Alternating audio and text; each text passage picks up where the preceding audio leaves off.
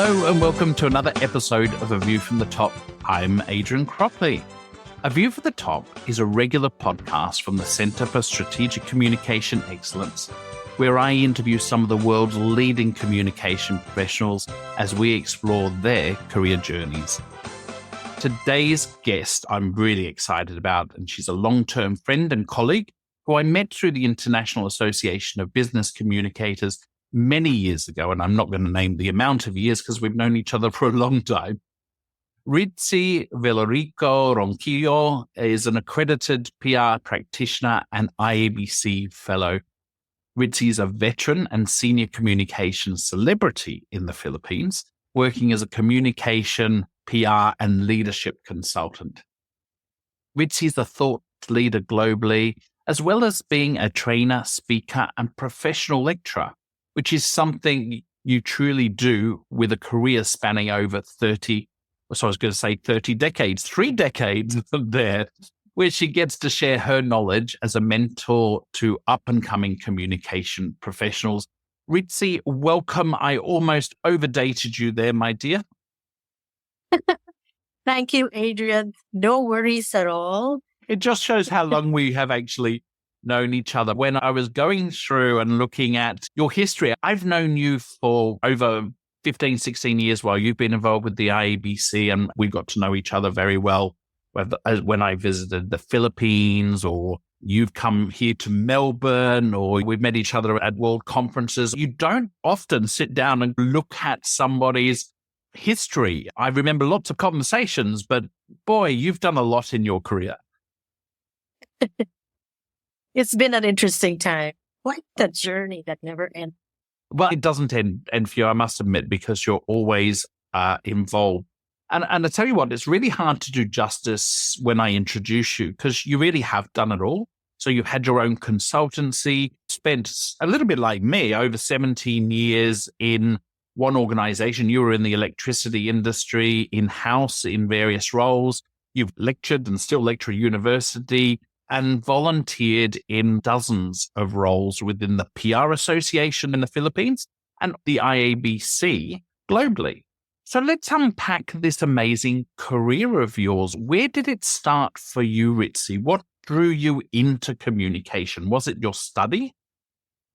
Well, looking back, maybe it was destiny. Maybe I was predisposed to, all the way back growing up, because even in school, that is since elementary up to high school, I was really involved in co-curricular activities aside from academics, like the student council or school clubs, school plays, declamation contests, school programs. So it really was part of my life to have both sides of the brain, working. And then I do remember that the one that really made me go into the road of communication was an auntie who had a book. She was taking her master's in mass communication, and she had a very thick book by Wilbur Schramm. I remember asking her, what is mass communication? That stuck in my head so much that when it was time for me to take a university course, I chose broadcast communication because I wanted to be not only reading about it, but also being hands-on. In broadcast, you have to do the actual work, live shows, take on different roles, being as a director, scriptwriter, audio, cameraman, etc. In addition, bringing it full circle for me at that time as a young person was that I did community work also as a youth leader. So that really opened up my eyes and my mind to relationship building, which are the beginnings of communication relationships and public relations relationships. Because I worked in the barangay, we call it barangay. It's the smallest unit of governance in the Philippines. Yeah. You work within your neighborhood. It's a very prescribed area that you are part of. And I worked there in a volunteer position from high school up to college just before I graduated. And then, of course, there was parish work, so church work. It's like a lot of people were in my life early on. I think that already made me go into the path of communication and opened my eyes to what we know is the secret to all communication, which is understanding your audience. So it enabled me to get into the shoes of people from all walks of life, different socioeconomic classes, different professions, and to try to learn how to do key messaging, because you had to win people over. So to persuade them to support your programs, you had to convince them to get involved, to engage them. And yet you had to make presentations to, at that time, were elders in the community.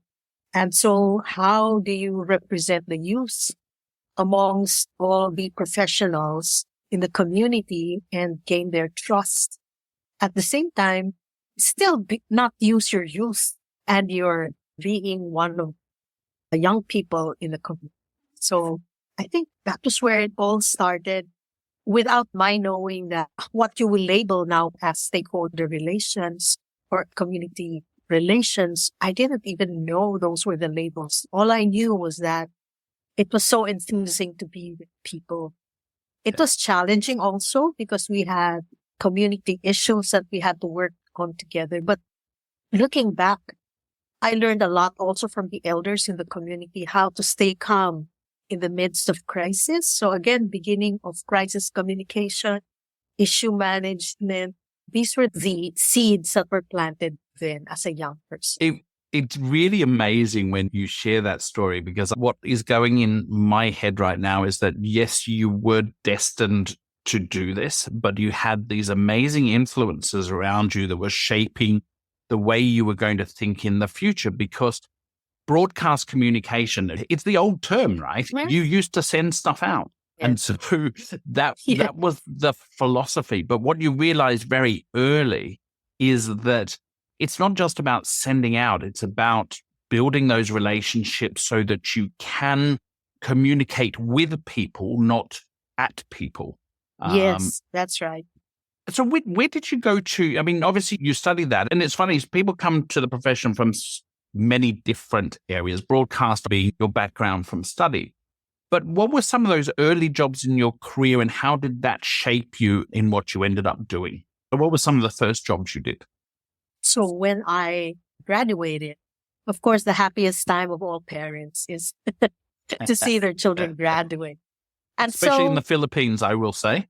The university degree here is very much aimed for by parents for the children, so that they can, open their life and open their world while job hunting.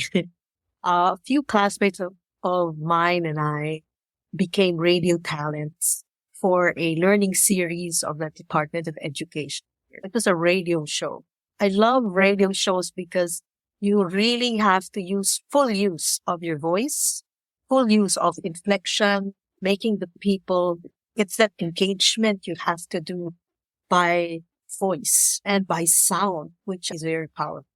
After that, I became a communication resource person in a new office that had been spun off from a government office. So it was a stint. It gave me an exposure to quasi-government work.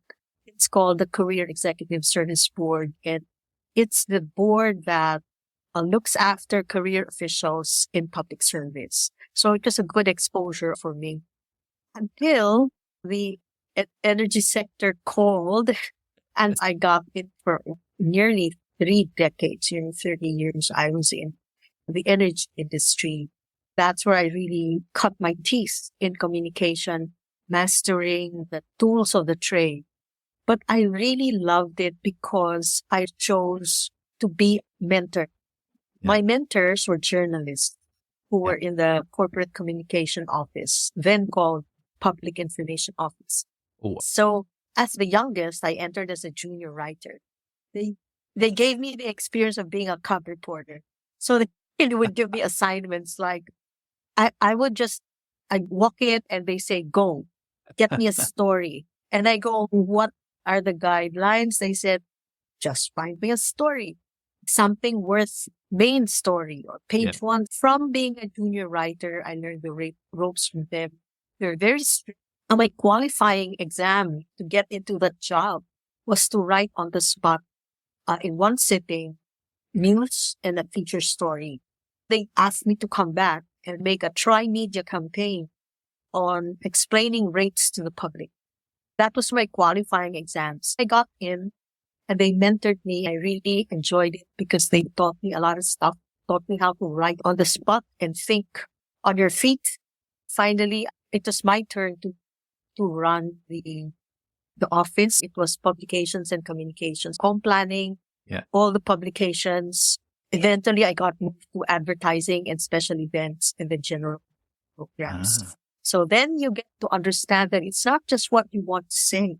I did a lot of internal communication, especially when there were public issues. You had to work with a cross-functional team to explain issues that were to a misinformed public and making sure that internal public understands it so that they could help us explain to the public and be the backbone of support for the company.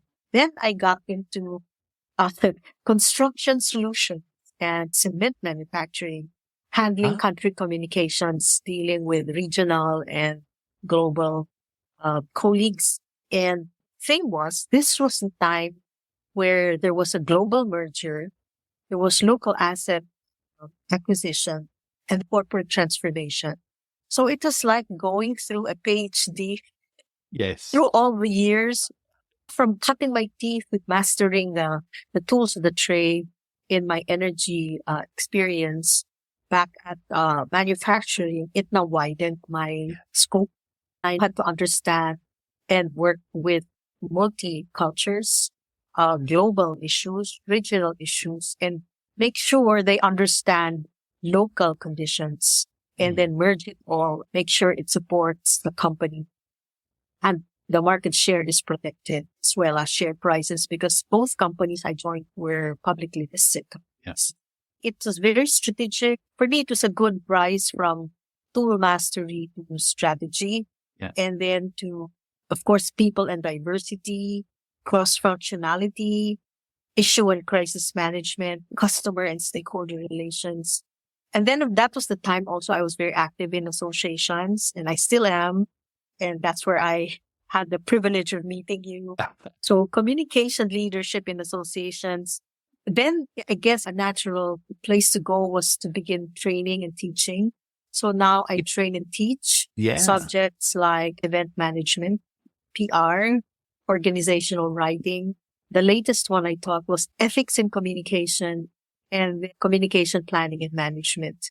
Yeah. And some of those robust topics that you're now training in, they're all from that experience base that you've got throughout your career. It's obvious, and anybody that checks out your LinkedIn profile also will see the progression that you made to senior roles within organizations, and then where you've run this beautifully parallel kind of doing the work and the job, working in different organizations and different roles, but also volunteering at the same time. What were some of the I guess some of the big moments that taught you the most? Let's look at your career to begin with. Is there a couple of things you would say in your career that said, I learned the most when I was doing this particular job?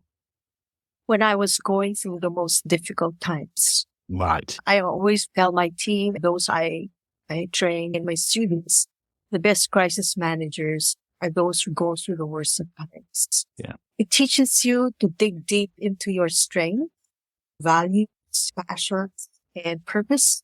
You have to be a stable person. You have to be fair, and yet you have to be decisive in spite of the fact that you have to be exposed to different points of view.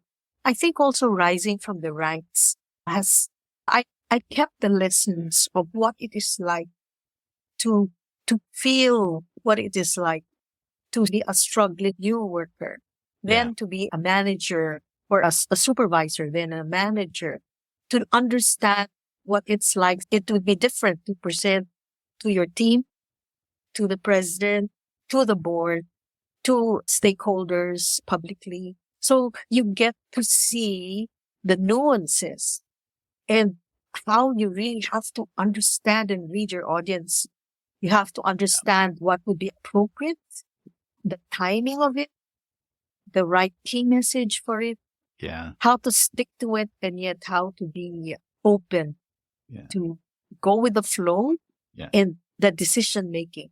When should it be done? When should you stick? And when should you go with the flow? What I sense from this is there is maturity as you go through your career that gives you all of these skills, but then how to deal with some of the situations you get as you advance in your career. And that, that what does position you for leadership. You were destined for communication, but I also think you were destined for leadership because a lot of what you're doing in your volunteer work now is a lot of leadership roles. And in fact, I see you as the leader that is behind the emerging leaders in our world today. I know you mentor a lot of people and you encourage and get them involved. How important was volunteering to help build your skills as a communication professional and build your leadership skills? How important was that for you? It was important to understand yourself.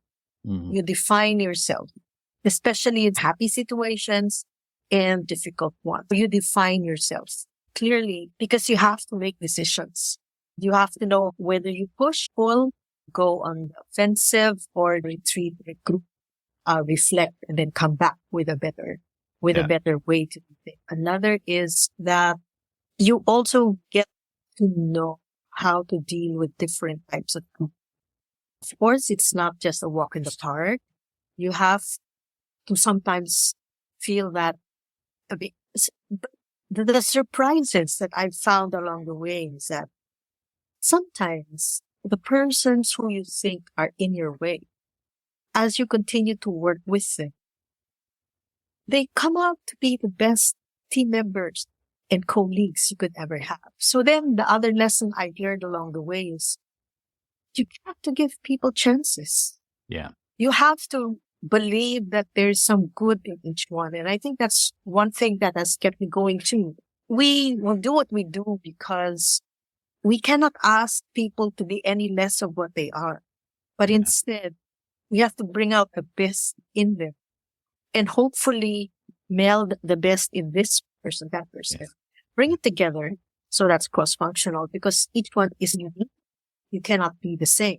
The important part in leadership, I think, is showing that there is a North Star, the constant focus, and that if everyone understands why he does what he does, it makes sense. And then everybody can give his best. Come to the table with your strength. And anyone who may not always be in a bad hair day. I tell my team, if you're going through a bad hair day, let us know. Don't keep it because we might misunderstand. Another thing I've learned is if there's something amiss, say something, whether it's something you did or your team did or did not do, I would always go up courageously to whoever I should go to, not tell him there's a problem. Yeah. I remember he would tell me, why are you telling me this? I'd say, because if the next higher up to whom you report to gets wind of this and you don't know what it's all about, that's not going to be good for you. So I guess it also helps that you let the people you work know.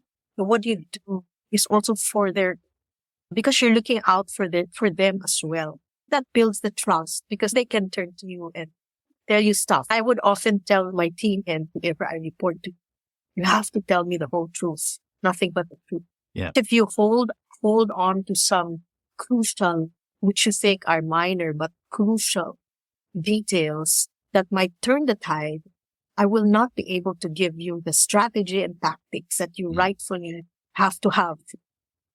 So there are many nuggets along the way. Something you don't learn sometimes. Well, of course, you know the theory.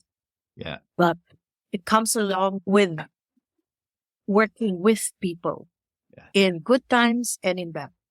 It's I see your journey as a little bit like a reverse Santa Claus. Is you've got this big sack and you just keep picking things up and putting it into it and then using that along the way as the gift back to people in terms of knowledge and experience.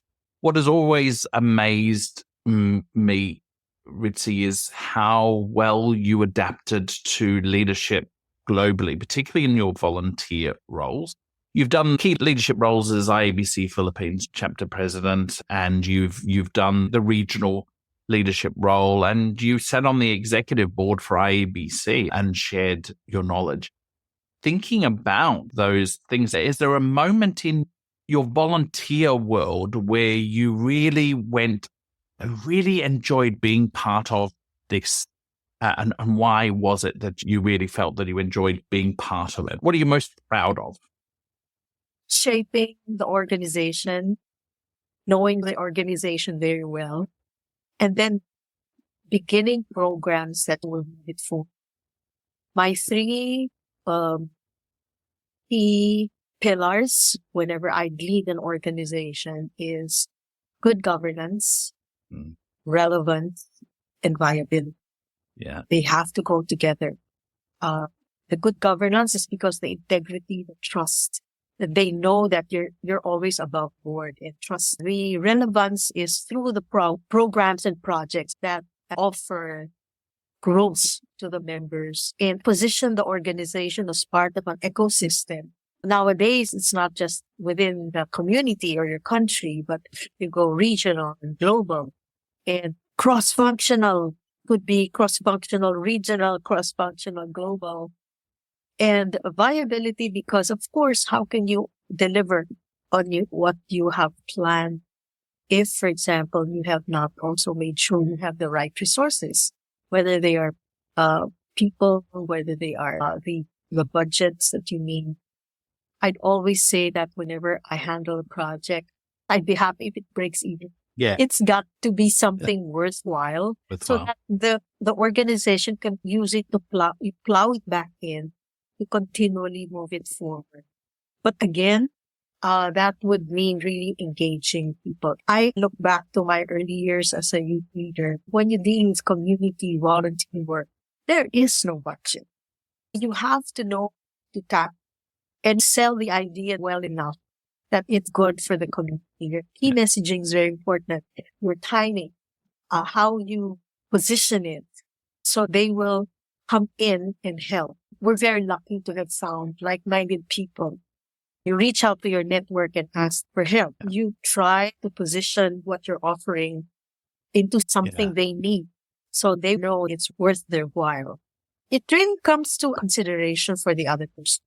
Yeah. You only do unto others what you want others to do unto you. If that comes across strongly, they will understand. Of course, there are limits. My corporate experience has taught me that good intentions are not enough. You need a balanced scorecard. You have to deliver on market share. You have to watch the share prices. That's the viability part you have to watch out. It's a balanced thing you really have to do as a leader. Communication and leadership are inseparable. Absolutely. What valuable lessons you're sharing here as I reflect on what you've just spoken about.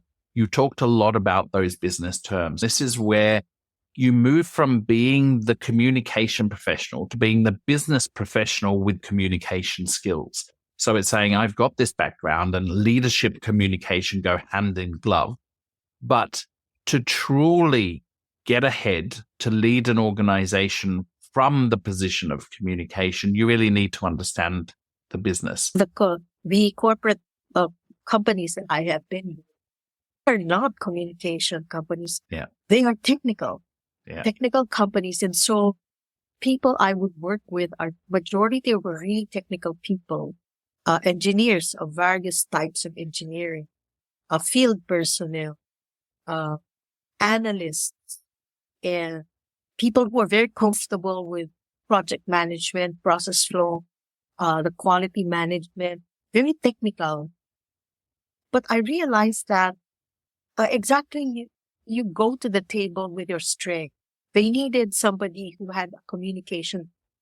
Yeah. So that's what I offered, and I shared whenever I would join multifunctional teams or whenever I'm leading one. But I also had to spend time understanding where they're coming from. So I had to know the process. Yeah. I had to know, I had to understand the electric overhead distribution system. Yes. and the... you can't communicate on it if you don't know it. Exactly. How can you explain and help them in dealing with customers if you do not understand the intricacies and the process? And so the value chain of manufacturing, you had to understand that. Yeah. The synergy of manufacturing with logistics and with sales and marketing. You have to understand that, because in the end, especially when you're already in a senior management position in a company, you're not just seen for your expertise, but you're part of a bigger team and you have to think like a CEO. Correct. I'd always tell myself and my team, think of it this way. This is our company and organization. Would you do that if this was something you own? Exactly. Wouldn't you pick up every single paperclip on the floor if you were the entrepreneur or CEO of that startup company? Wouldn't you see that as a cost? That's why I'm very grateful for trainings on activity-based cost management.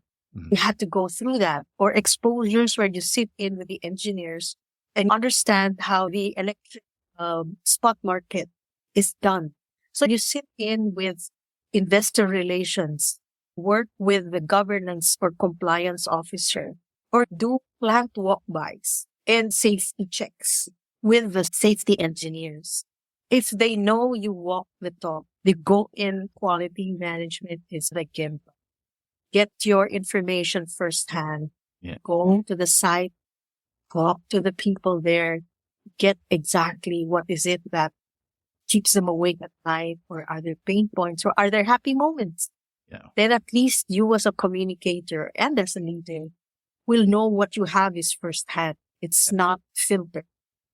It's true signs of a strategic advisor and the person that walks beside the organization. Ritzi, thank you so much for sharing so much of yourself today. It's been an absolute pleasure talking to you, as it always is. Thank you so much, Adrian. And I'd like to say thank you not only for this conversation, but for being such a champion of communication, not only in our region in APAC, but also globally, and that you're giving opportunities for communicators like me to express themselves and share the experiences we have had through the years in the profession. So thank you very, very much. Ritzi, it is always my pleasure. Thank you very much. That's very kind of you. And thank you for joining me today. It's been an absolute pleasure talking to you, sharing your lessons, your journey, and for being the wonderful person that you are, Ritzi. You've always been the most genuine communication professional. You truly have lived those communication lessons. You saw it back in the broadcast days that communication was about relationship, and you truly have done that. So thanks, Ritzi, for joining me. And thanks everyone for joining us on today's episode of A View from the Top. I look forward to catching up with you all on our next episode. Take care and goodbye. Thank you and mabuhay.